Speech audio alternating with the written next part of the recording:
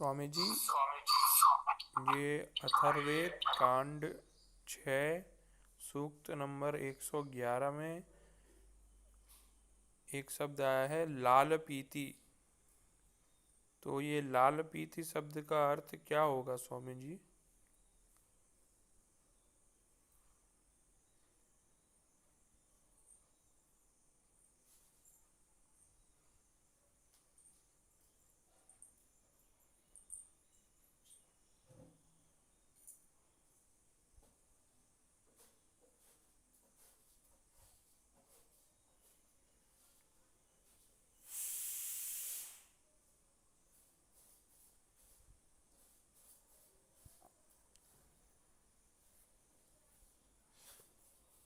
ये लाल पीति शब्द जो है उन्माद के लक्षण में आया हुआ है कि उन्मत्त जो है वो लाल पीति मतलब उसके लक्षण में है। तो मेरे को स्पष्ट करना था कि उसका मतलब क्या होता है।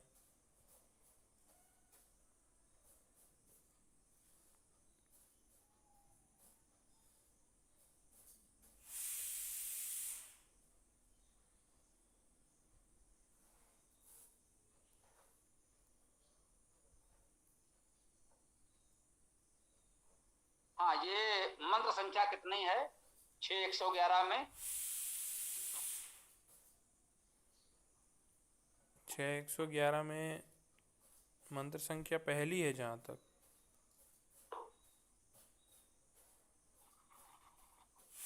हाँ भाई ईसा पुत्र जी, मंत्र संख्या कितना है इसका? जी मैं अभी देख के बता रहा हूँ। तो वो भी चले गए।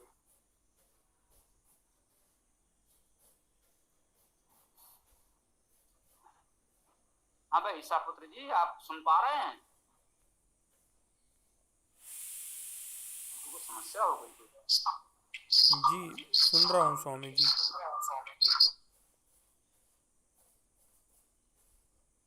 ये 6111 सूक्त बताया है, इसका मंत्र कौन सा है? जी देख के बता रहा हूँ, अब पहला भी ही देख के है, बता रहा हूँ। पहला ही है। हाँ, जी लाल पीती, ये है लाल पीती। जी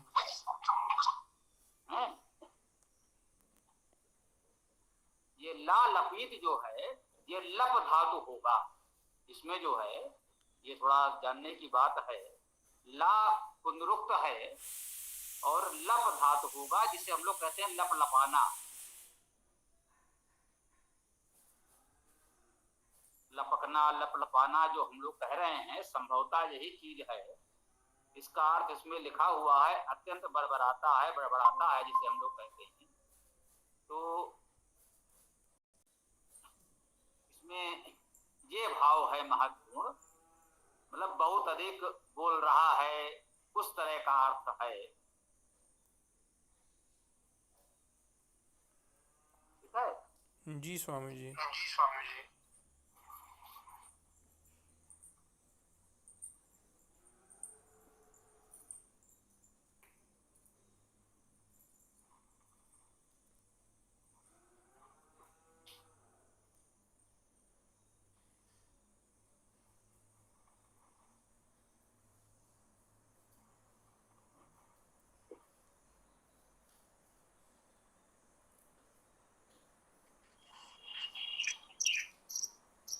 स्वामी जी, एक दिनों से मन में सवाल घुमड़ रहा है जी। अब लोग इतना प्रयास करते हैं और लोग जो है उस तरह से अपनी भूमिका नहीं निभा पा रहे हैं। या इसको उनकी स्थिति समझा जाए या उनका लापरवाह व्यवहार समझा जाए या उनमें इस सब कार्यों के प्रति कोई महत्ता नहीं है, ऐसा समझा।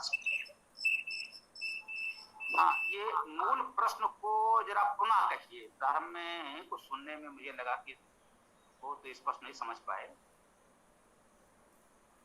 स्वामी जी, जो अपन प्रयास कर रहे हैं इस तरह से, तो उसमें लोगों का जुड़ाव उतना नहीं दिखाई दे रहा या लोग उसमें से भागीदारी नहीं दे पा रहे, तो इसलिए अपन उनकी लापरवाही समझे या उनकी सुसुप्ति समझे, या उनमें ज्ञान का अभाव समझे, या उनमें जिसको कह सकते हैं एक तरह से कि जागृतिहीनता उसको लिया जाए, कैसे उसको समझे जिससे अपन उसको ठीक है, छोड़ने हम में आगे कामयाब हो। जी जी आपकी बात समझ गए।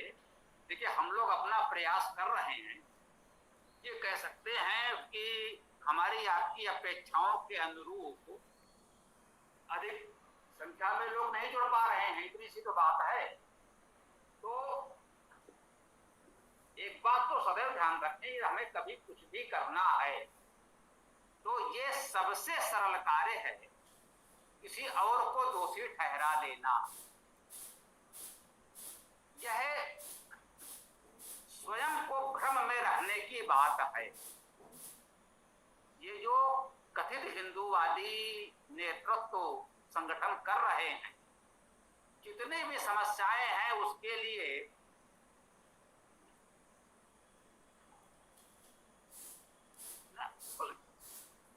हमारे देश समाज में जो कुछ भी अच्छा नहीं है, जो भी समस्या है, उसके लिए कौन दोषी है? मुगल दोषी हैं। अब इस देश में मुगलों का वंशज कोई है कि पता नहीं, कोई एक भी व्यक्ति नहीं आ रहा है जो कहे कि मैं मुगलों का वंशज हूं। ऐसा कोई व्यक्ति इस देश में तो है नहीं। एक बार सुना था कि कोई है मुगलों के वंश में जो कोलकाता में कहीं फुटपाथ के किनारे चाय बेच रहा है। शताब्दियों से मुगल कहां गए पता नहीं। आज की सभी समस्याओं के लिए मुगल जिम्मेदार हैं, और मुगलों से छूटे तो कांग्रेस और नेहरू जिम्मेदार हैं। यार नेहरू को मरे हुए भी एक लंबा समय हो गया। तो यह अपनी जिम्मेदारी से भागने वाली बात है। हमारी समस्याएं हैं उसके लिए केवल और केवल हम जिम्मेदार हैं। बात आपने इस विषय की छोटी सी कही थी, परंतु मेरे मन में यही आया, यहाँ पर एक सिद्धांत की बात समझें।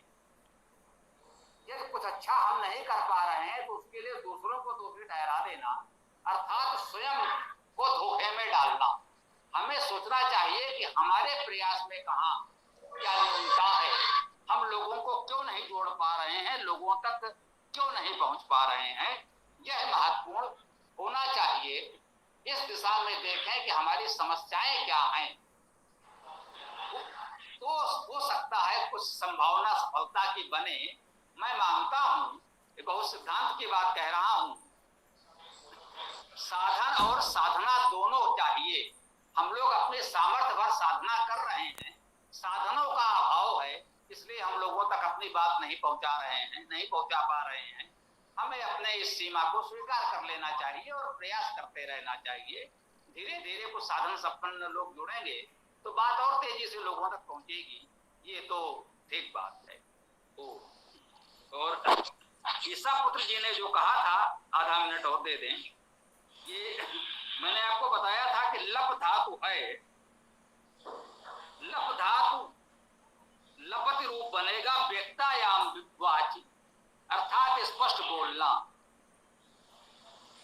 तो वही है, क्योंकि उसमें पुनरुक्त है तो बोलता है, कहता है वाला अर्थ है।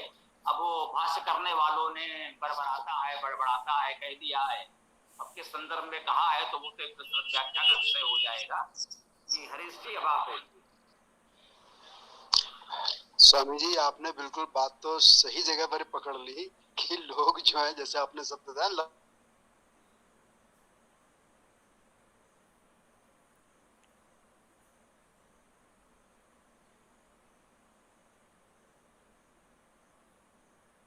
लगता है वो तकनीकी समस्या जी को सुन नहीं पा रहे हैं, तो बोल तो रहे हैं। तो आपको इंगित करना चाहा।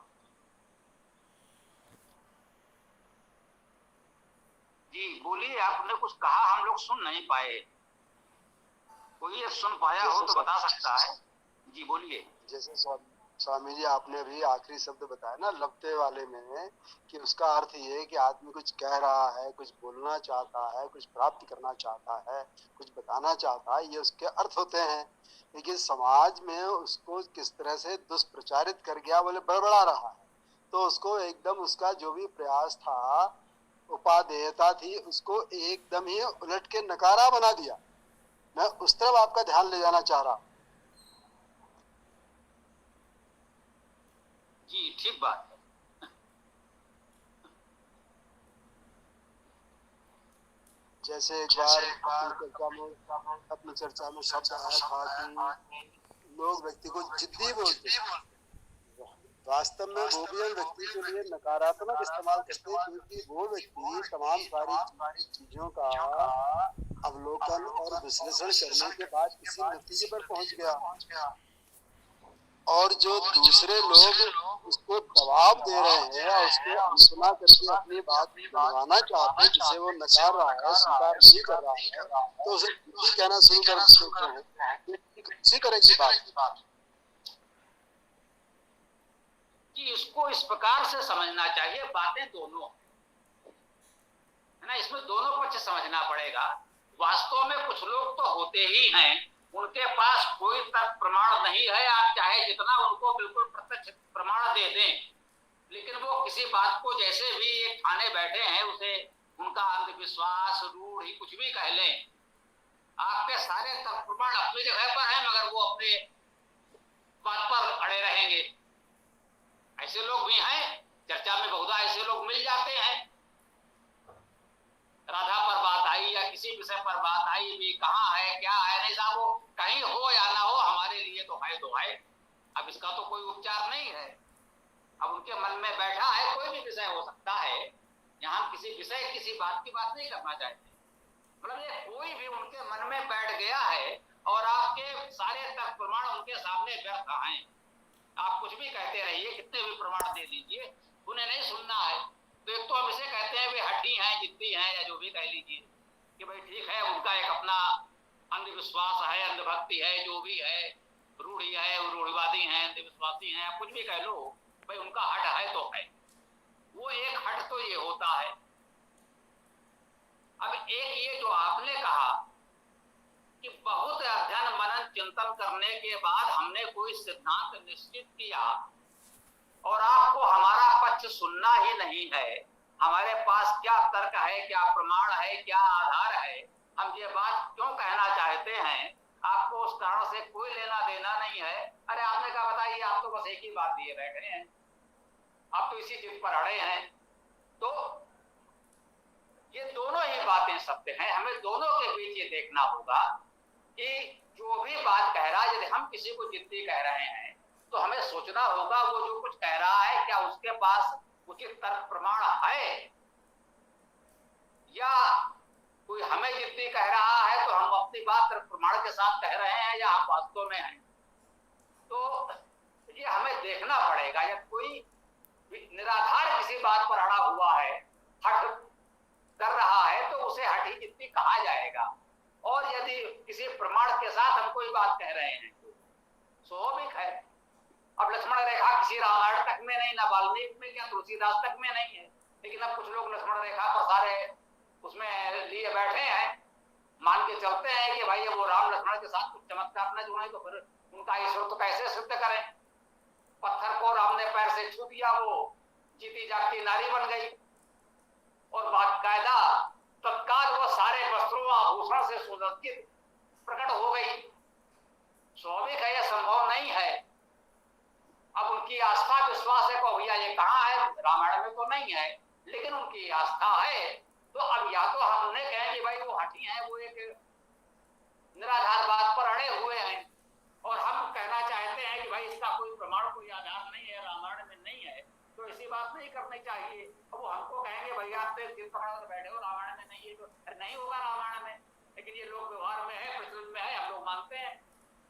तो ये सारी बातें सापेक्ष हैं, ये भी समझना पड़ेगा कि एक दूसरे को हठी कह रहे हैं। बात हठी होने या ना होने की नहीं है, बात है जो कुछ कह रहे हैं उसके पीछे कोई तर्क प्रमाण आधार है या नहीं है, ये महत्वपूर्ण है। हमें इस पर ध्यान देना चाहिए, चाहे हमारी बात हो या अन्य लोगों की बात। ये वेद मूर्ति जी हमारे साथ जुड़े हुए हैं, आप भी कुछ कहना चाहें, कोई प्रश्न हो, कोई विचार हो तो रख सकते हैं, स्वागत है।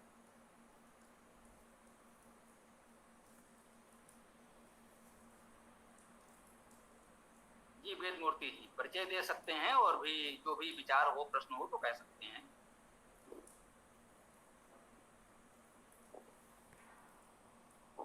चलिए, कुछ नहीं कहना चाहते हैं तो कोई बात नहीं। स्वामी जी जी आपने कहा था कि चारों वेद हमारे अंदर पहले से हैं, हमको जो है परमात्मा अंदर से प्रेरणा देते रहते हैं, तो उसको कैसे सुना जाए? मतलब कौन सा विचार परमात्मा की तरफ से है, कौन सा विचार परमात्मा की तरफ से नहीं है, ये कैसे समझा जाए? देखिए, इसको यूं समझिए, वेद हमने ये बताया था कि क्योंकि एक हमारी आस्था है, जैसे परमात्मा अनादि अनंत है, सर्वव्यापी है, और वेद भी परमात्मा की ही वाणी है, परमात्मा की विद्या है, वो परमात्मा के साथ सदा सर्वत्र वर्तमान है। जहां तक कहते हैं प्रलय में भी ना परमात्मा नष्ट होगा ना उसका वेद नष्ट होगा, तो कह सकते हैं ये तो हमारी आस्था है। इसके पक्ष में कोई बहुत तर्क की बात करेगा, प्रमाण की बात करेगा, हो सकता है हम ना उसे समझा पाए, तो हम इस पर हट नहीं पकड़ेंगे, उस बात से जोड़ दें हम।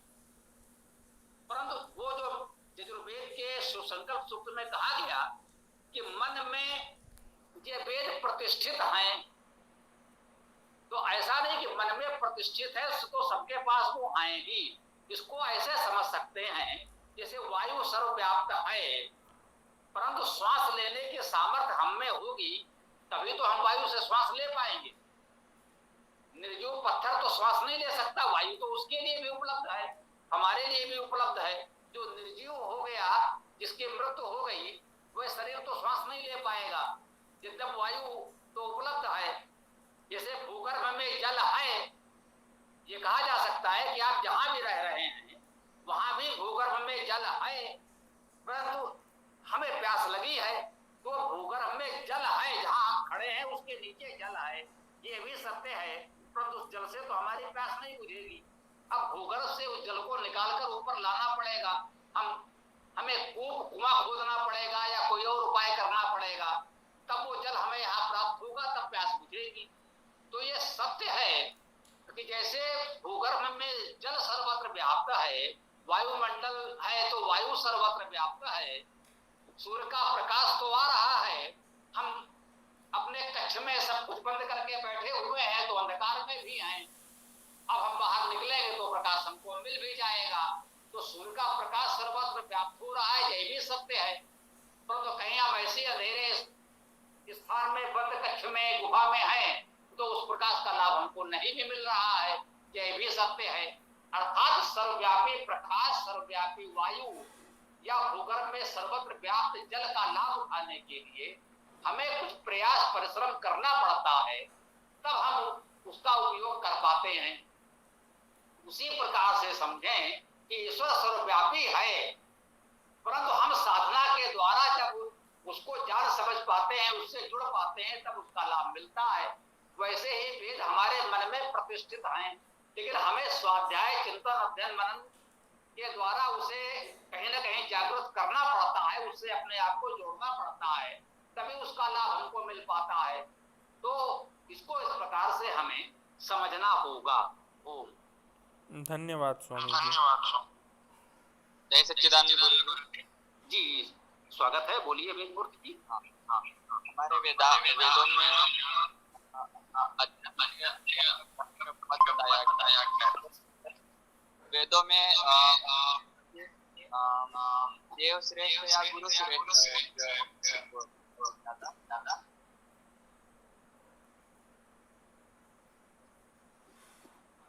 सर लग रहा है इसको तकनीकी समस्या है सुनने में। अभी आवाज आ रही है? जी, आवाज आ रही। मूल प्रश्न क्या है, थोड़ा संक्षेप में कह दें, समझ जाए, पूरी बात सुनने में थोड़ा समस्या तो है। वेदों में अध्यात्म के बारे में बताया गया है, तो गुरु श्रेष्ठ या देव श्रेष्ठ, भगवान श्रेष्ठ?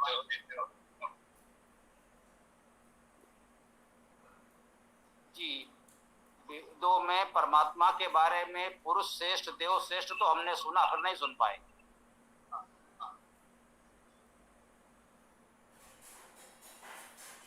हाँ, इस समय हम नहीं सुन पा रहे हैं आपकी। म्हणजे मेरा प्रश्न था कि गुरु श्रेष्ठ या भगवान श्रेष्ठ। बस ये पुरुष श्रेष्ठ सुनना ही पड़ रहा है, उसके बाद नहीं सुन पा रहे हैं क्या कह रहे हैं आप। स्वामी जी माइक दोनों तरफ ऑन है, इसलिए गूंज रही है आवाज़। ऐसा करते हैं सब लोग माइक बंद करें, बेमो तो ये आप बोलिए, हम अपना माइक बंद कर रहे हैं, संभवतः सुन सकें। मेरा प्रश्न था कि गुरु श्रेष्ठ या भगवान श्रेष्ठ।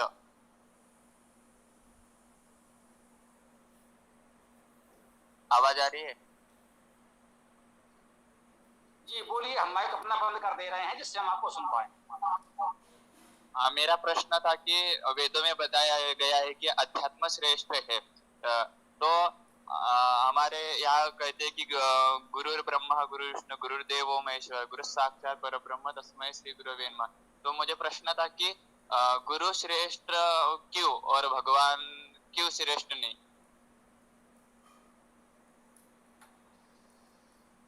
उसमें अंतर क्या है? गुरु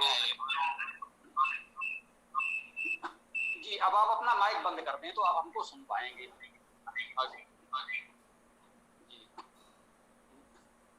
देखिए, आपने वेदों की बात की कि वेदों में बताया गया है, और उसके बाद आप एकदम से आ गए जो बिल्कुल लौकिक अनार सांसारिक लोग कुछ भी कह रहे हैं, गुरु ब्रह्मा गुरु विष्णु गुरु गोविंदो खड़े आदि बातें, इसका वेद से कोई लेना देना नहीं। एक तो ये समझ लें कि इस तरह की बातें जो लोगों ने समाज में फैला रखी हैं, ये स्वार्थी ठगों की बात है।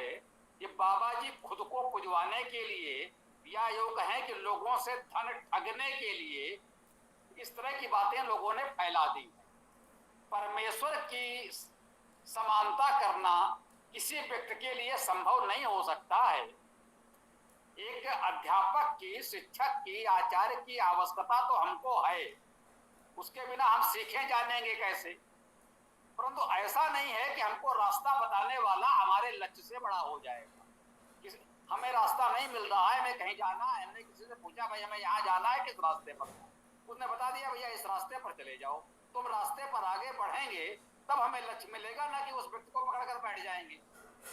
केवल उस व्यक्ति को हम धन्यवाद देंगे, और इसके लिए यदि हम उसकी कोई और सहायता कर सकते हैं, उसको आवश्यकता है, हम समर्थ हैं, तो वो करना चाहिए क्योंकि उसने हमारी सहायता की है। परंतु इसका ये अर्थ नहीं है कि हम रास्ता छोड़ करके उसी के पास बैठ जाएंगे तो कोई भला नहीं होगा।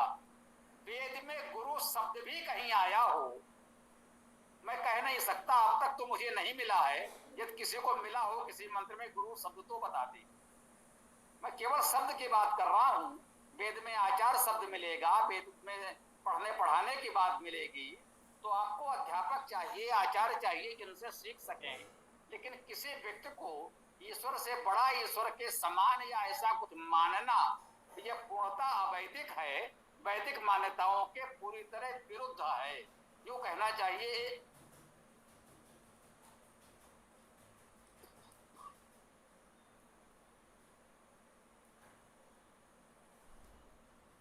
तो देखिए, सर्वोच्च तो ईश्वर है, उसके पश्चात हम कह सकते हैं वेद को हम ईश्वर की वाणी मानते हैं, हमारा मूल धर्म ग्रंथाधार है। तो वेद जो कुछ कहता है वो महत्वपूर्ण है, ईश्वर के पश्चात वेद का महत्व है, व्यक्ति का नहीं। जो वेद कहता है वो सुने, कौन सा व्यक्ति क्या कह रहा है वो बिल्कुल भी महत्वपूर्ण नहीं है। ये मान ले वो चाहे जितना महान व्यक्ति हो, आज का हो, हजारों वर्ष पहले का हो, चाहे जितना महान व्यक्ति हो, उसने अच्छा कार्य किया है तो सम्मान करें, परंतु अंधविश्वास नहीं होना चाहिए किसी भी व्यक्ति का। हम केवल वेद की बात सुनेंगे तो व्यक्ति की नहीं, इतना हमें मान लेना चाहिए यदि हम सत्य सनातन वैदिक धर्म को मानते हैं तो।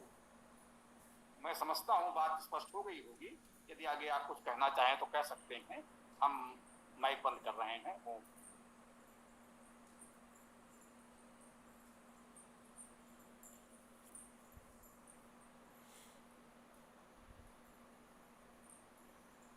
जी वेदमूर्ति जी हमारी बात सुन पाए? जी बोलिए। लेकिन वे तो ईश्वर का ज्ञान बताया है, लेकिन इसका ईश्वर का सच्चा ज्ञान तो गुरु ही बताते हैं ना। स्पष्ट रूप से?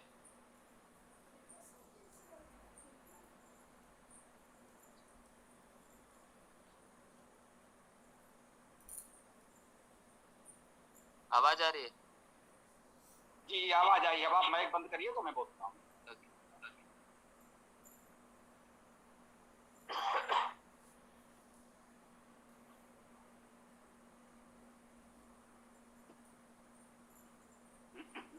आपने कहा गुरु बताएगा। एक सीमा तक ये बात ठीक है, जैसा कि मैंने कहा कि वेद को पढ़ाने वाला कोई विद्वान आचार्य हमें चाहिए, हमें सरलता होगी।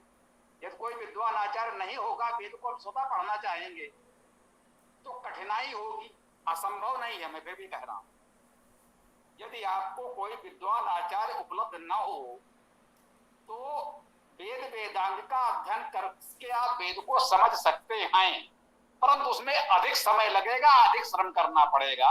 यदि कोई विद्वान आचार्य उपलब्ध है तो आपके प्रश्नों को सुलझाता चलेगा, आप शीघ्रता से वेद को समझ सकेंगे। तो वेद का जो मार्गदर्शन होगा वो हमारे लिए प्रमाण होगा।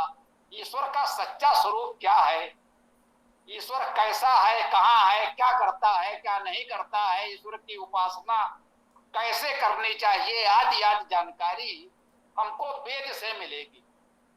और एक विद्वान आचार्य हमको बता सकता है कि देखिए वेद में इस मंत्र में ये बात कहा गया है तो आपको ऐसा करना चाहिए। वेद में जो करने को कहा गया है वो करना हमारा कर्तव्य है, धर्म है, और जो करने से रोका गया है वो हमें नहीं करना चाहिए। परंतु गुरु के नाम पर कोई बाबा जी बैठ जाएं और किसी तरह से कुछ भीड़ जुटा लें, उनके वो परम पूज्य गुरु जी हो जाएं और उनके जो मर्जी आए बोल दें, तो तथाकथित गुरु के वचन प्रमाण नहीं हो सकते। ये मैं स्पष्ट कहना चाहता हूं। यदि वो वेद मंत्रों की जानकारी दे रहे हैं, वेद मंत्र के प्रमाण से कह रहे हैं, तो उनकी बात स्वीकार्य है। और यदि उन्होंने वेद पढ़े ही नहीं, देखे ही नहीं, तो ऐसे अपढ़ गुरु से अच्छा है कि आप स्वयं वेद को पढ़ें और जो वेद से जान पाए वो आपके लिए अधिक उत्तम होगा। ओम। अब आप कह सकते हैं, मैं बंद कर रहा हूं।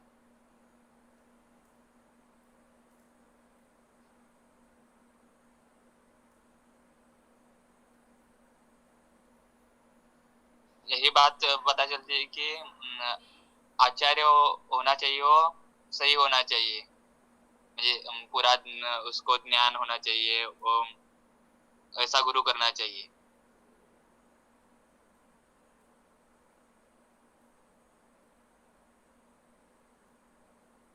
हाँ, कहने के बाद माइक बंद कर दिया करें। यही समस्या आ रही थी प्रारंभ में हम लोगों के संवाद में।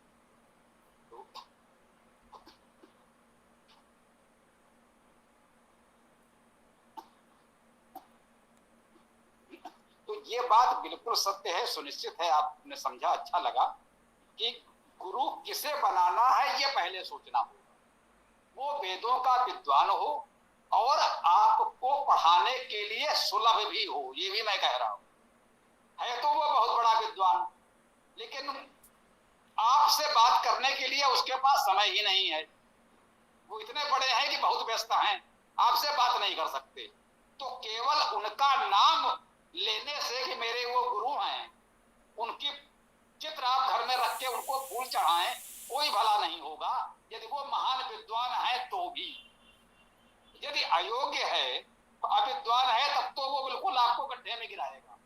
यदि विद्वान है और उसके पास समय नहीं है कि आपकी शंकाओं का समाधान कर सके, तो ऐसा गुरु भी वो पूज्य तो है, आदरणीय है, आप उसकी सेवा सहायता भी करें, लेकिन वो आपके लिए बहुत उपयोगी नहीं है। आपको ऐसा गुरु भी खोजना पड़ेगा जो भले ही उतना विद्वान ना हो, परंतु जितना जानता है पढ़ाने के लिए सुलभ भी हो। हाँ, वही बात है, यदि वो अपढ़ है तो आपको भ्रमित कर देगा, ऐसा गुरु तो नहीं चाहिए। तो अच्छा हो कि आप पुस्तकों से ही पढ़ें, लेकिन पुस्तक में क्या लिखा है उसे समझाने योग्य व्यक्ति अपने आसपास खोज ले जो आपसे अधिक जानता हो, बता सके कि शब्द का क्या अर्थ है। वैदिक शब्दों के अर्थ धातु के अनुसार किए जाते हैं, धातु अर्थ ग्रहण किया जाता है। तो उसे कम से कम इतनी जानकारी हो कि इसमें उपसर्ग क्या है, धातु क्या है, धातु का अर्थ क्या है, उसके अनुसार इस शब्द का अर्थ क्या होगा।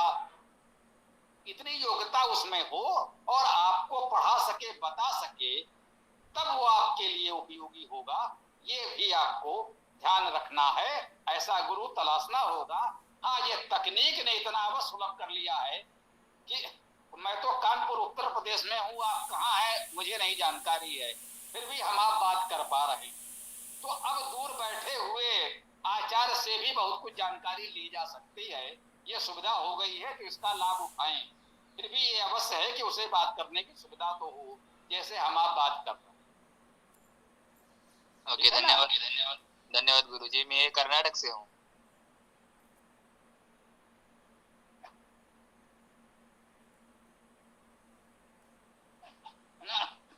यही तो सुविधा हुई कि अब देश भर से लोग हमारे से जुड़ गए हैं। कोई मध्य प्रदेश से है, दिल्ली से है, राजस्थान से है, महाराष्ट्र से है, कौन कहाँ से है। आज कुछ कम लोग जुड़ पाए हैं कुछ कारणों से, तो शायद चूक हुई है। कक्षा को प्रारंभ करने में थोड़ा विलंब हुआ है, तो हो सकता है प्रारंभ में कुछ लोग जुड़ना चाह रहे हो, न जुड़े हों। खैर बहुत बड़ी भीड़ नहीं है, वो भी हरीश जी ने कहा। हम ये दावा नहीं कर रहे हैं कि बहुत बड़ी भीड़ है, लेकिन अपेक्षाकृत कह सकते हैं थोड़ा सा आज जो और एक प्रश्न था गुरुजी। जी बोलिए। अभी जो बाहर का शिक्षण है, व्यवहारिक और वैदिक गुरुकुल पद्धति का शिक्षण है, वो बहुत कम लोग पढ़ते हैं, तो उसको ज्यादा से ज्यादा बच्चों के लिए पढ़ने के लिए क्या करना चाहिए?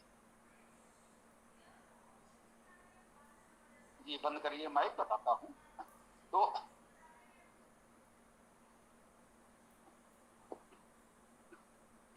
ये समझिए, हम लोग जो प्रयास कर रहे हैं वो वही है जो आपने कहा। गुरुकुल इतने तो नहीं हैं, होने चाहिए, अच्छा हो कि सभी विद्यालयों में वेद को अनिवार्य रूप से पढ़ाया जाए, ये तो बहुत अच्छी बात है, परंतु वो तो संभव दिख नहीं रहा है। वैदिक लोगों का शासन कब आएगा, अभी कोई संभावना नहीं है। कितने लोग अभी जो सत्ता में हैं और जिनके आने की संभावना हो सकती है, ये सब के सब वेद विरोधी हैं, कोई भी वेद की बात नहीं करना चाहता। तो उसका तरीका यही है जो हम आप कर रहे हैं। हमारे साथ ये कुछ विद्यार्थी ही जुड़े थे और उन्होंने कहा भाई आप इस तरह से कक्षा चलाइए। मुझे नहीं पता, यदि आज आप पहली बार जुड़े हैं तो जान लें कि प्रतिदिन सायंकाल 7:30 बजे वेद कक्षा होती है, प्रतिदिन, आज भी होगी। सायंकालीन 7:30 बजे की कक्षा दैनिक है। उसमें एक वेद मंत्र की व्याख्या करते हैं और उससे संबंधित प्रश्नोत्तर भी करते हैं, कोई भी प्रश्न पूछ सकता है, परंतु उसमें हम व्यापक चर्चा नहीं कर पाते, इसलिए रखा गया साप्ताहिक रविवार को प्रातः 11 बजे ये विशेष सत्र होता है, जिसमें सनातन धर्म से संबंधित कोई भी प्रश्न कर सकते हैं। तो यही प्रयास है, जिन्होंने कभी गुरुकुल नहीं देखा, उस तरह की परंपरा नहीं जानते, तो उनको भी, सामान्य विद्यालयों के विद्यार्थियों को भी हमने वेदार्थ करना सिखा दिया। ये छोटे छोटे बच्चे जो कुछ समय पहले हमसे जुड़े, जो भी विद्यालय के विद्यार्थी हैं, अब वो वेद मंत्र की व्याख्या करने लगे। तो ये प्रयास हम लोगों का है, आप हमसे सीखें और ऐसे ही दूसरों को सिखाएं, तो ऐसे ही ज्योत से ज्योत जलती रहे। फिलहाल मुझे लगता है इन परिस्थितियों में यही किया जा सकता है। गुरुकुल अधिक से अधिक हो, विद्यालयों में वेद पढ़ाया जाए, ये तो अच्छी बात है, परंतु वो कैसे होगा अभी तो संभावना नहीं दिख रही। तो ऐसे ही गुरुकुल चलाएं। आप जहाँ रहते हैं तो अपने घर में वेदपीठ बनाएं, एकल गुरुकुल चलाएं, आप ही उसके आचार्य हो जाएं, आसपास के कुछ लोगों को बुलाएं, वेद पाठ करें, उसका जो अर्थ व्याख्या आप कर सकते हो करें। हमारे यूट्यूब पर मंत्रों की व्याख्याएं पढ़ी हैं, उसे सुन लें, उसके आधार पर उनको व्याख्या करके बताएं, या वही चला दें लोग सुने। ये सब आप जैसा उचित समझे करें। प्रयास करें अपने आसपास जितने लोगों को वेद सिखा सके सिखाएं। और इसी तरह से ऑनलाइन कक्षाएं जो हम चला रहे हैं, इसमें लोगों को जोड़ें, और कुछ ही अन्य समय पर आप भी लोगों को सिखा सके तो सिखाएं, मुझे अच्छा लगेगा। हम नहीं चाहते सब लोग मेरे पास जुड़े रहें, हम चाहते हैं हमारे सभी मित्र अलग अलग भी कक्षा चलाएं, तो अच्छी बात है, अधिक से अधिक लोग सीखें। यही तरीका मेरे विचार से ठीक है। ओम। धन्यवाद गुरुजी।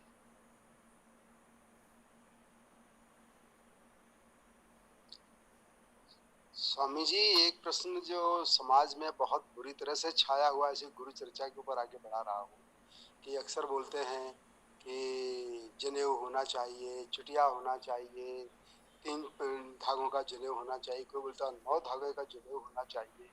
लेकिन ऐसा कहीं मुझे कोई प्रमाण भी नहीं दे पा रहा है, सब अपने-अपने हिसाब से व्याख्या करते हैं। क्या ये भी कोई स्वार्थगत बात है? देखिए, इसमें कोई बहुत बड़े स्वार्थ की बात तो नहीं लगती। ये कह सकते हैं जैसे प्राचीन काल में, मुझे ऐसा लगता है ये एक प्रकार का प्रवेश पत्र था, विद्यार्थी का परिचय पत्र था। जैसे समय विद्यालय में बच्चे का प्रवेश कराते हैं तो उसे एक परिचय पत्र मिलता है और वो लटकाए रहता है अपने गले में, कहीं कोई देखता है भाई हम इस विद्यालय के विद्यार्थी। तो प्राचीन काल में जब इस तरह की व्यवस्थाएं नहीं थी तो कुछ लोगों ने उस समय के अनुसार ये देखा होगा कि ऐसा करो भाई, सूत काटना सीख लिया, इतनी व्यवस्था विकसित हो गई, तो 3 तार उन्होंने किसी रूप में सोचा कि भाई चलो इसी को पहना देते हैं। तो जो बच्चा इसे पहने हुए है इस बात का प्रतीक है कि वो कहीं विद्यार्थी है, किसी आचार्य के पास पढ़ रहा है, तो उससे बुला के पूछ सकते हैं बच्चा भैया आप किस आचार्य के पास पढ़ते हो, किस विद्यालय में पढ़ते हो। तो एक तरह से विद्यार्थी का परिचय पत्र हो गया। तो देशकाल परिस्थिति की आवश्यकता के अनुसार उसे अपनाया गया और हम चाहें तो एक परंपरा प्रतीक के रूप में उसे अपना सकते हैं, कोई हानि भी नहीं है। हम कह सकते हैं वेद के लोग हैं, जो एक प्राचीन परंपरा है। तो वेद पढ़ने के लिए गुरुकुल में जाते थे तो विद्यार्थी को पहना दिया जाता था। तो भाई हम उसको ये प्रतीक बना सकते हैं कि हम वेद से जुड़े हुए लोग हैं, वेद पढ़ते हैं, पढ़ाते हैं, तो हमें उसे पहन लेना चाहिए, इतने में तो कोई आपत्ति नहीं है। अब उसके साथ बाद में और आडंबर जुड़ने लगे कि इस जाति के लोग उसे पहन सकते हैं, इस जाति के लोग नहीं पहन सकते। अब इस जाति के लोग वो धागा ही नहीं पहन सकते तो वेद भी नहीं पढ़ सकते। तो वो उसकी विकृति कही जा सकती है, उसमें थोड़ा सा बिगाड़ हो गया। तो इस रूप में लिया जाए कि जो भी वेद से जुड़े विद्यार्थी हैं, वेद पढ़ने पढ़ाने वाले हैं, ये प्रतीक रूप में उसे पहन लें, एक दूर से एक कह सकते हैं लोगों को पता चले कि भाई हम वेद के लोग हैं, वेद से जुड़े हुए लोग हैं, वैदिक लोग हैं, तो कोई हानि नहीं है। तो ऐसा प्रतिबंध लगाना कि अभी आपका एक जो पवित्र नहीं हुआ है, आपने वो धागा लटकाया नहीं है, तो आप वेद नहीं पढ़ सकते, तो ये तो ठीक नहीं है।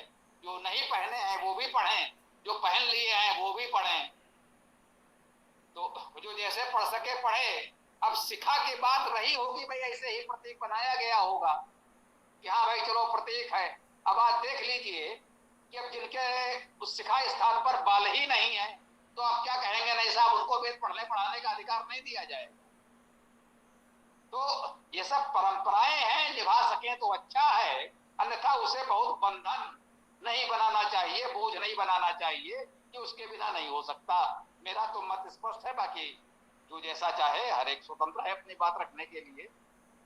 जी इंदिराज जी, आप कुछ भी कहना चाहें तो आपका भी स्वागत है, कुछ बात कह सकते हैं। और भी जो लोग भी जुड़े हैं, जो पहली बार जुड़े हैं, वे भी अपनी बात रख सकते हैं, परिचय दे सकते हैं। और भी जो भी प्रश्न हो या कोई विचार हो तो रख सकते हैं। पहली बार जुड़े हैं वो भी, और जो पहले से जुड़ते आ रहे हैं वो तो बात कर ही रहे हैं। वो कहिए जिसको जो भी कहना है।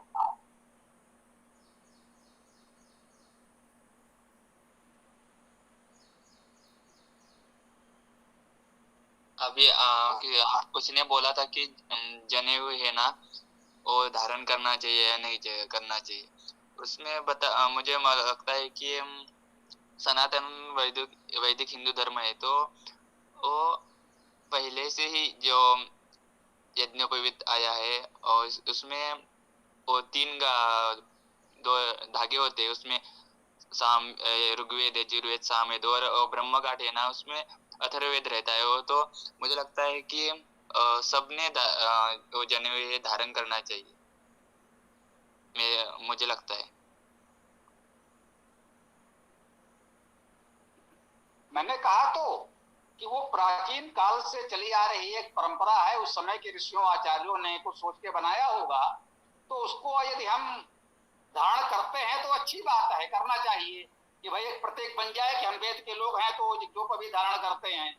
परंतु यदि ऐसा प्रतिबंध लगाया जाए कि यदि औपचारिक रूप से कोई इस तरह का कर्मकांड जो कभी संस्कार किसी का नहीं हुआ है तो वेद नहीं छू सकता, नहीं पढ़ सकता, तो हमें इतना रूढ़िवादी भी नहीं होना चाहिए। बस यही बात मैंने कही है। धारण करने में तो कोई आपत्ति नहीं है। वेद में ऐसा कुछ नहीं है कि ऐसा धारण करना चाहिए या नहीं करना चाहिए। बाद में आचार्यों ने बना दिया है तो उससे कोई हानि भी नहीं है, उसके बिना भी पढ़ सकते हैं और वो रहे तो अच्छा है, तो मैं कह ही रहा हूँ। मैं समझता हूँ मेरी बात आप समझ पा रहे होंगे। उसके आयुर्वेद की भी फायदे हैं। वो कान को लगाने से मूत्र संचालन करते समय वो स्टोन का प्रॉब्लम होता है ना, वो नहीं होता है, ऐसे आयुर्वेद के माध्यम से भी बताया गया है।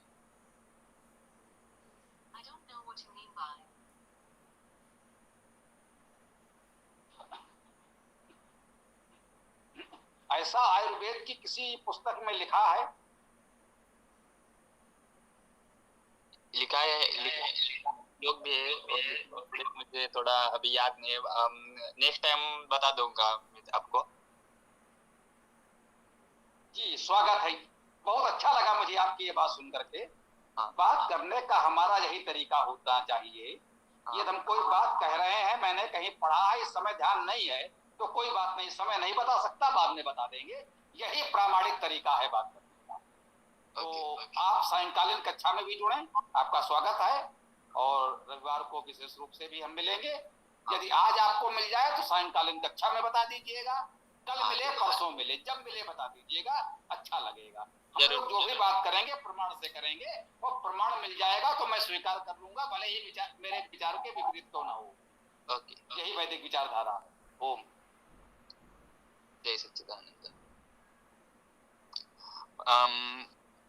आप दोनों का बहुत बहुत धन्यवाद। ओके गुरुजी, आप मुझे ये बता सकते हैं कि जय सच्चिदानंद का अर्थ क्या है व्याकरण के माध्यम से?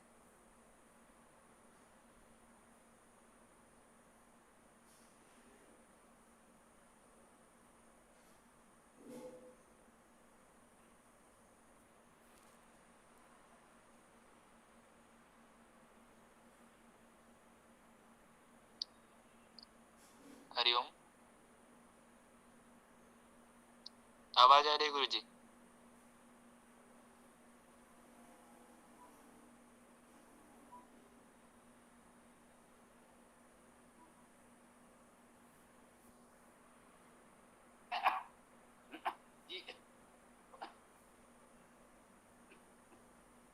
सच्चिदानंद में 3 शब्द हैं, सत्य, चित और आनंद। ठीक है ना? जय शब्द तो जानते हैं, जी धातु से बना, जी जय जीतना, तो जय हो जीत हो। और सत्य चित आनंद, वह सत्य है, सत्य का अर्थ है सदा सर्वदा एक सा रहना, तो वह परमेश्वर सत्य है।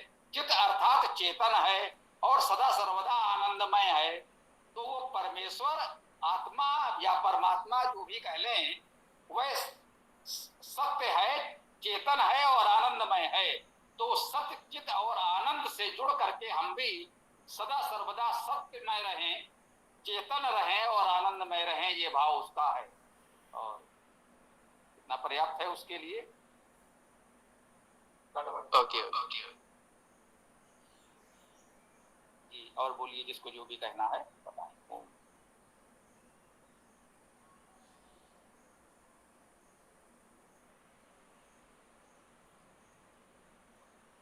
जी इंदिरा जी, आप कुछ कहना चाहेंगे?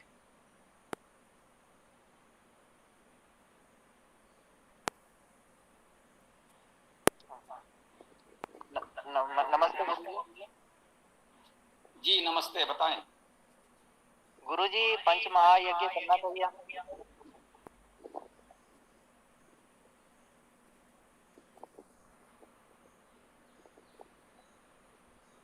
ये पंच महायज्ञ जो कहा गया है, करना चाहिए, ये तो प्रश्न ही मुझे लगा, भाई क्यों नहीं करना चाहिए? भाई कहा गया है पंच महायज्ञ करने के लिए, कर सकें तो करना चाहिए। सबसे पहला ब्रह्म यज्ञ है, और ब्रह्म यज्ञ का आशय केवल वेद पाठ स्वाध्याय करना है, सिद्धांत रूप में तो यही है। और विभिन्न आचार्यों ने कह सकते हैं वेद पाठ स्वाध्याय लोगों को उपेक्षा न हो, तो उसका एक थोड़ा सा निश्चित सा कर्मकांड बना दिया कि चलो भाई कम से कम इतना तो कर ही लिया करो।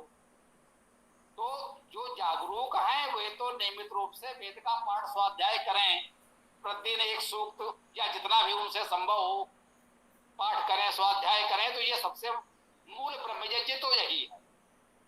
अन्यथा कहा गया भाई चारों वेदों के प्रथम और अंतिम मंत्र पढ़ लें, या जितना जैसा संभव हो, भाई पूरा वेद किसी के पास है ही नहीं, प्रथम और अंतिम मंत्र 8 मंत्र ही कहीं से किसी से सीख लिए, लिख लिया, तो उतना ही हम प्रतिदिन पढ़ लेते हैं, तो आपका ब्रह्मयज्ञ संध्या हो गया, है ना। तो मूल तो ब्रह्मयज्ञ संध्या ही है, वो सबको करना ही चाहिए, इसमें कोई व्यय नहीं है, कोई साधन नहीं है, कुछ लगना नहीं है, केवल थोड़ा सा समय लगना है, सांकेत होकर इतनी उपासना साधना संध्या तो वेद पाठ स्वाध्याय तो आप कर सकते हैं, अवश्य करना चाहिए। और अन्य जो हैं, भाई देवयज्ञ कहा गया है, प्रकृति के संरक्षण के लिए जो हो सके प्रयास करें, पौधे लगाना, पौधों को जल देना, वायुमंडल के शुद्ध के लिए प्रयास करना, पृथ्वी जल नदी आदि के शोधन का प्रयास करें, उन्हें प्रदूषित न करें, यह देव यज्ञ है मुख्य रूप से। अब उसका भी एक प्रत्येक कर्मकांड बता दिया गया है, विद्वानों ने बना दिया है। वही है कि अधिक नहीं कर सकते तो भाई थोड़ा बहुत एक प्रतीक रूप में करें, कम से कम ध्यान रहे कि हमको ये करना चाहिए, तो कर सकते हो तो करें, लेकिन जितना व्यवहारिक हो, सहजता से हो सके वो भी करें। अब ऐसे ही आतिथ्य यज्ञ है, कोई विद्वान अतिथि आपके पास आए तो उसको सेवा सत्कार करना स्वाभाविक है। पितृयज्ञ है, माता पिता की सेवा सत्कार करना, आचार्यों का सेवा सत्कार करना, तो ये सब चीजें ऐसे ही बताई गई हैं। पूर्व यज्ञ है, जो अन्य पशु पक्षी प्राणी है, जैसे कहते हैं ग्रीष्म काल में भाई पक्षियों के लिए जल ही रख दीजिए, कुछ दाने दे दीजिए, जल रख दीजिए, भाई उनका भी जीवन चले। तो वैदिक आचार्यों ने प्रयास किया है कि पर्यावरण प्रकृति का संतुलन बना रहे, उसके लिए ये व्यवस्था बनाई है। तो इसे कर्मकांड की तरह ढोए नहीं, उसके मूल भावना को समझें, तो प्रकृति का संरक्षण करें, वेद का स्वाध्याय करें, यही उसका उद्देश्य है, और उसे अवश्य करना चाहिए। प्रत्येक कर्मकांड के रूप में करें तो ठीक है, न कर सके तो ठीक है। मुख्य बात यह है उसकी मूल भावना को समझकर वेद का स्वाध्याय करना प्रथम ब्रह्मयज्ञ है, संध्या है, वो अवश्य करें, और प्रकृति के संरक्षण के लिए और जो भी कर सके अपने परिवार के लिए, समाज के लिए, उतना आपको करना चाहिए। अच्छी बात है, अवश्य करें। ओम। हरिओम गुरुजी। जो आया था, मुझे प्रश्न आया था, उससे जुड़ा एक मुझे 2 श्लोक थोड़ा याद आ गया था, बताओ। तो यज्ञोपवीतं परमं पवित्रं प्रजापतिर्यत् सहजं पुरस्तात् आयुष्यमग्नं तिमुञ्च शुभ्र यज्ञोपवीतं बलमस्तु तेजः से बताया गया है कि जो देव है ना, उसके साथ वो यज्ञोपवीत है, वो उत्पन्न हुआ है, तो उससे बल, तेज, आयु प्राप्त होती है, वो परम पवित्र है, इसलिए धारण करना चाहिए। और जो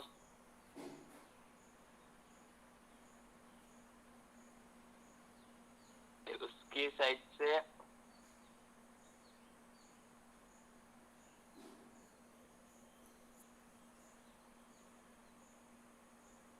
और उसके अनुसार और 96 अंगुली होती है, उसके बारे में और एक श्लोक है, तिथि वारंच नक्षत्रम तत्ववेद गुणान्वितम कालत्रयंच मासानां ब्रह्मसूत्रम शिशन्नवः।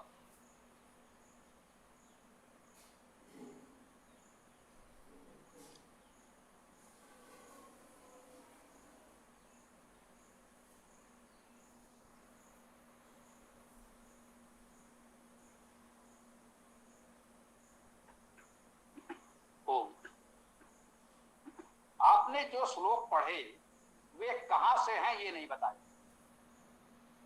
यदि वे वेद में हैं तो मंत्र कहे जाएंगे, और वेद में जो कुछ है वो मंत्र है।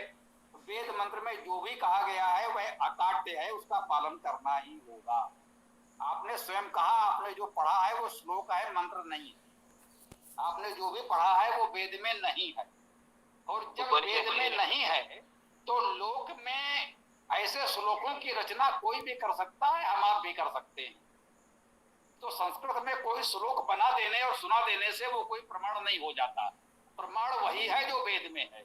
एक बात तो हमें ये समझनी होगी, जैसे आपने कहा आयुर्वेद की बात, यदि आयुर्वेद में ये बताया गया है तो वो प्रमाण स्वास्थ्य की दृष्टि से बिल्कुल है, उसका पालन करना होगा, परंतु वह आयुर्वेद के शास्त्र में होना चाहिए।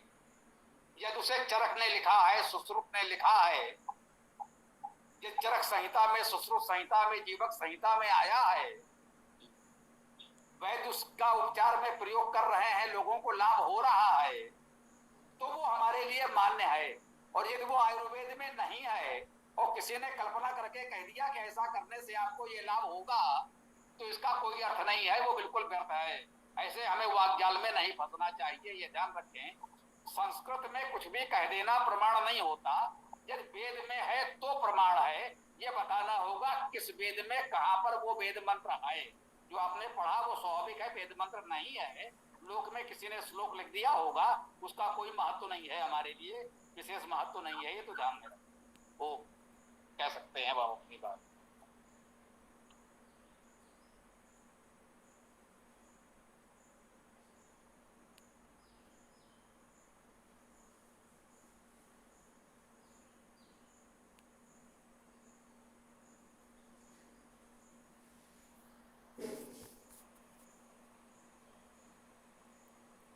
किसी को कुछ कहना हो तो बताएं, चर्चा को हम अभी आगे बढ़ा सकते हैं, कुछ समय है भी हमारे पास। 11 से 12 का समय तो दिया ही गया है, चर्चा चलती रही तो अधिक समय भी ले सकते हैं, कोई ऐसी बात नहीं है। तो जिसे जो भी कहना है बोल सकते हैं। वो स्वामी जी, ये जो कहा जाता है कि यज्ञो वही श्रेष्ठतमम कर्म, तो ये पंच महायज्ञ विधि को ही कहा जा रहा है ना, कि ये जो 5 महायज्ञ हैं ये सर्वश्रेष्ठ कर्म है।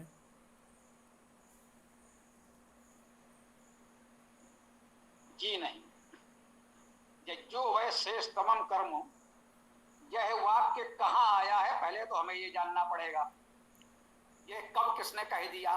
जो भी मैंने पहले कहा वो बात यहाँ भी है। क्या यह वेद में है या नहीं है? यदि वेद में है तो जो बात वेद में कही गई है वो अभी लिखी गई पंचमहायज्ञ विधि से उसका क्या लेना देना? स्वाभाविक है, आज जो पुस्तक लिखी जाएगी वो वेद के आधार पर लिखी जाएगी, ना कि वेद में किसी अन्य पुस्तक की पुष्टि या खंडन किया जाएगा, वो तो संभव नहीं है। जो इसका अर्थ है यज्ञम वै श्रेष्ठतमम कर्म, इसका अर्थ सीधा सीधा केवल इतना है कि जो यजन कर्म है, यजि धातु का अर्थ देव पूजा संगति दान करना। यजन का अर्थ ये है यदि आप देवजनों के, समाज के अच्छे लोगों के, विद्वानों का स्वागत सत्कार करें, उनकी सेवा सहायता करें और लोगों को संगठित करके चले, लोगों से विवाद ना करें, समाज में बिखराव ना हो, संगत करें, लोगों को साथ मिलजुल कर चलें और अच्छे कार्यों के लिए दान करें। जिन्हें आवश्यकता है उन्हें अपनी सामर्थ्य पर कुछ दें, अच्छे कार्यों के लिए दें, तो इसे यजन कहते हैं। और कहा गया है यह श्रेष्ठतम कर्म है, इसमें कोई संदेह नहीं है ना। देवजनों, विद्वानों, समाज के अच्छे लोगों की सेवा सहायता करना, संगठित रहना और समाज के हित में अपना समय, श्रम, धन जो भी हो सके स्वेच्छा से दान करना, यह श्रेष्ठतम कर्म है। यज्ञम वै श्रेष्ठतम कर्म का यही अर्थ है, उसका किसी पुस्तक में लिखे हुए कर्मकांड से कोई लेना देना नहीं है, यह बिल्कुल स्पष्ट समझा जाना चाहिए। ओम जी स्वामी जी, जो आज्ञा स्वामी जी।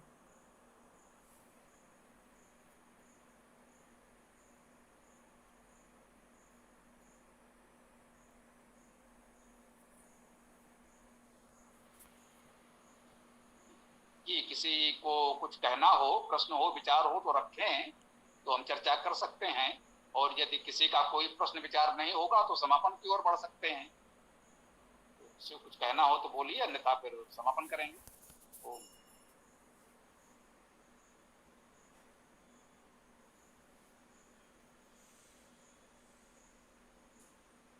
बोलिए, किसी को कुछ कहना है या समापन किया जाए? स्वामी जी, ऋतु के अनुसार एक बात छूट भी रही है, काटती भी है, चुपती भी है। कि अक्सर लोग जो है आसपास सर्पों को देखते हैं तो वो मारने के लिए दौड़ते हैं। दूसरी तरफ जो है ये भी प्रचार किया जाता है, विज्ञान के जो कृषि वैज्ञानिक हैं और कृषि के अलग अलग जो कार्यक्रम चलते हैं उनमें भी कहीं हमारे जैसे भोपाल से किसान जगत चलता है, श्रमिकों के लिए चलता है, कृषकों के लिए चलता है, उसमें भी कि भाई सर्प जो हमारे मित्र हैं वो खेती के अंदर होने वाले चूहों से नुकसान के अंदर चूहों के बिलों में घुस करके उनको मार डालते हैं।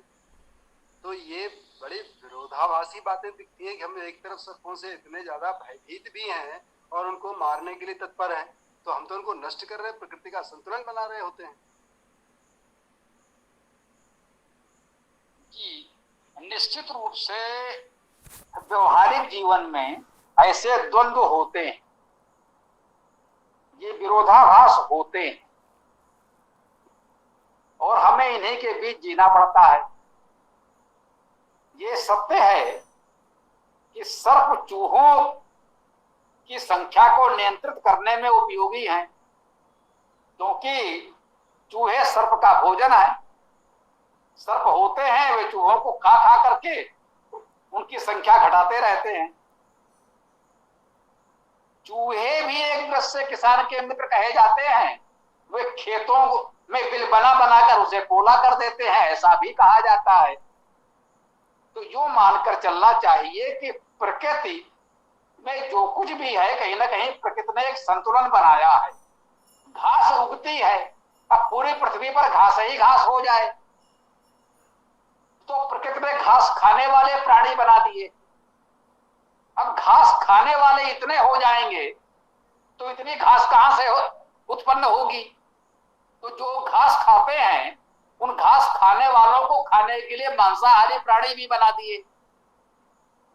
इतनी घास उगती है उसे घास खाने वाले घासाहारी प्राणी खाते हैं और उनकी संख्या एक सीमा से अधिक ना हो जाए तो उन घास खाने वाले पशुओं को खाने के लिए मांसाहारी पशु भी उत्पन्न हुए हैं, वो भी तो प्रकृति ने उत्पन्न किए हैं। तो प्रकृति ने इस तरह के एक संतुलन व्यवस्था बनाई है, उसी में ये भी है। अब कोई विषैला सर्प हमारे घर में आ जाएगा तो हमें अपना बचाव तो करना पड़ेगा, अन्यथा वो चूहा ही खोजने आया होगा और चूहा खोजने के प्रयास में वो हम लोगों को, हमारे बच्चों को भी काट लेगा तो लोगों का तो जीवन गया। तो अपने जीवन की रक्षा के लिए हमें उस सर्प को नियंत्रित तो करना पड़ेगा। एक तरीका ये हो सकता है कि उसे मारे बिना सुरक्षित पकड़ करके उचित स्थान पर भेज दें। जैसा कहते हैं वन विभाग को सूचना दी जाती है, वे आते हैं और ऐसे पशुओं को, प्राणियों को अपने तरीके से पकड़ करके ले जाते हैं और उन्हें वनों में छोड़ देते हैं। वो भी यही करते हैं। कभी वन्य पशु, हिंसक पशु भी आ जाते हैं बस्तियों में, सिंह चेती आदि भी आ जाते हैं, कहीं कहीं वो इस तरह के प्राणी, मगरमच्छ आ जाते हैं बाढ़ आदि में बह करके, तो वन विभाग वाले आते हैं तो उनको सुरक्षित पकड़ करके वनों में छोड़ देते हैं। तो एक उचित तरीका ये हो सकता है। अब जहां इस प्रकार की व्यवस्थाएं, सुविधाएं नहीं है, सांप फुफकार रहा है और लोगों को लग रहा है ये कई लोगों के लिए घातक हो सकता है, कई लोगों के प्राण ले सकता है, तो शीघ्रता में कोई उपाय न मिलने पर लोग उसे मार भी देते हैं। तो ऐसे में कह सकते हैं कि देश काल परिस्थिति के अनुसार हमें निर्णय लेना पड़ता है। इसके लिए कोई सीधा सरल एक नियम बनाना बहुत व्यवहारिक नहीं होगा। मैं यही कह सकता हूं कि देश काल परिस्थिति के अनुसार विवेक पूर्वक निर्णय लिया जाना चाहिए, यही उचित होगा। ओम। धन्यवाद स्वामी जी।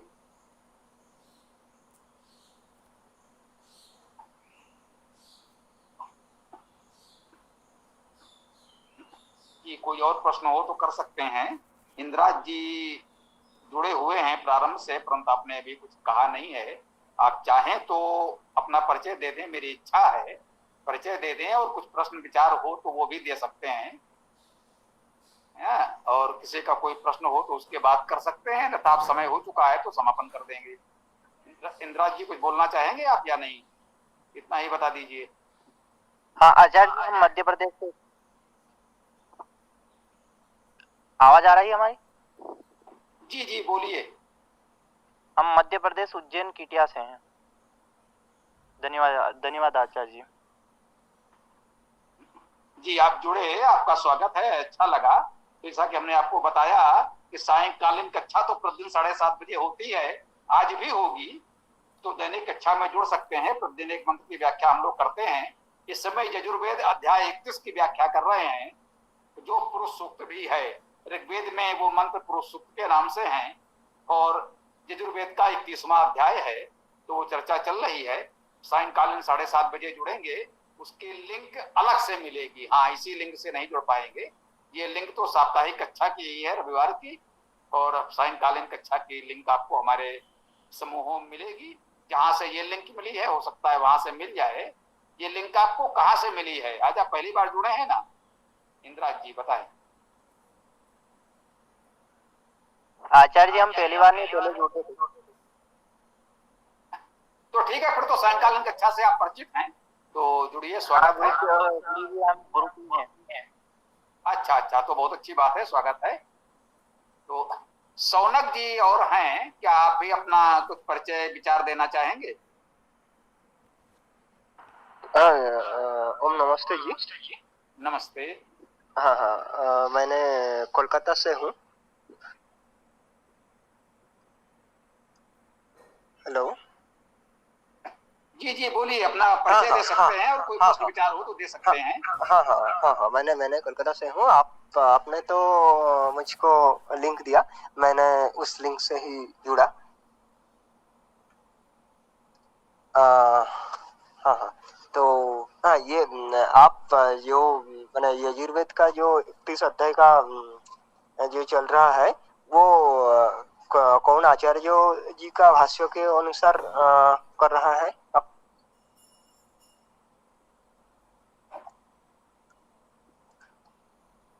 ये यजुर्वेद। इसका अर्थ है सायंकालीन कक्षा में भी आप नहीं जुड़े हैं। आप प्रयास कीजिएगा कि आज उसमें जुड़े। हम शब्दशः धातु अर्थ करते हैं, किसी का रटा हुआ भाष्य नहीं पढ़ते। प्रयास होता है प्रत्येक शब्द का अर्थ करेंगे। उसमें उपसर्ग क्या है, धातु क्या है, उसके अनुसार उसका अर्थ क्या है।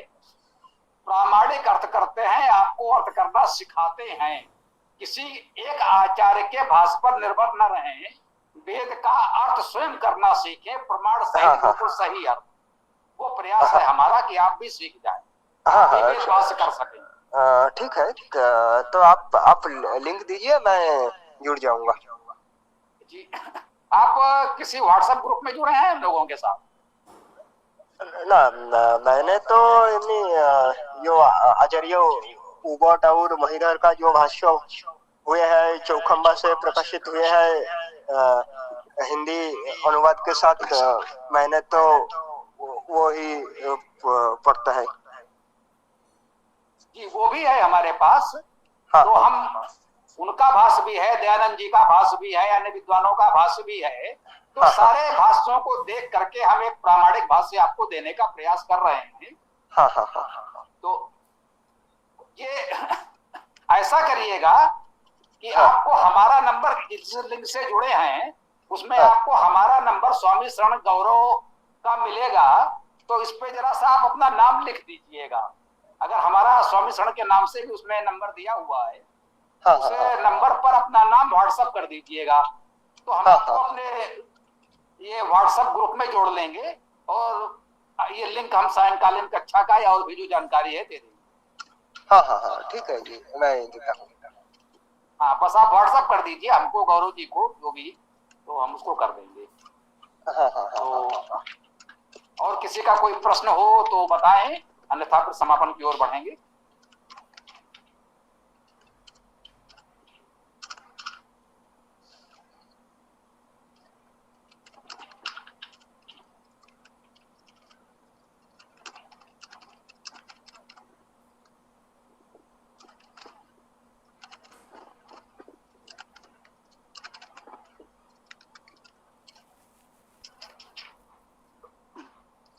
जी, किसी का कोई प्रश्न है, किसी को कुछ कहना है तो बोलें, अन्यथा फिर समापन किया जाए ओम मंत्र के साथ। जी, तो ओम मंत्र बोलें, समापन करें। यदि और कोई बात नहीं है तो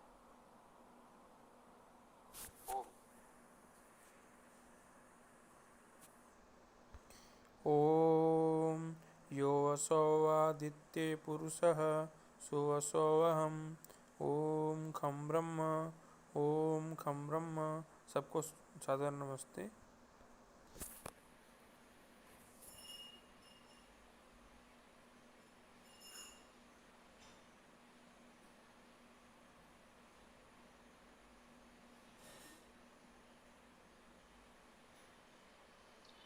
ओम यो वसो आदित्ये पुरुष सोऽहम् ओम खम ब्रह्म ओम खम ब्रह्म ओम खम ब्रह्म।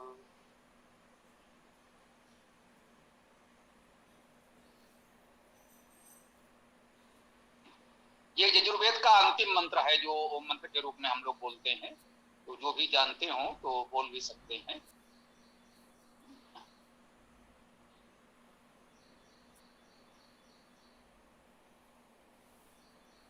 तो ठीक है, समय हो गया है। अब हम लोग आज सायंकाल 7:30 बजे दैनिक वेद कक्षा में पुनः मिलेंगे। तब तक के लिए ओम स्वस्ति कल्याणमस्तु। ओम नमस्ते। ओम खम ब्रह्म ओम खम ब्रह्म ओम खम ब्रह्म। ओम नमस्ते। सभी सहयोगियों को नमस्ते।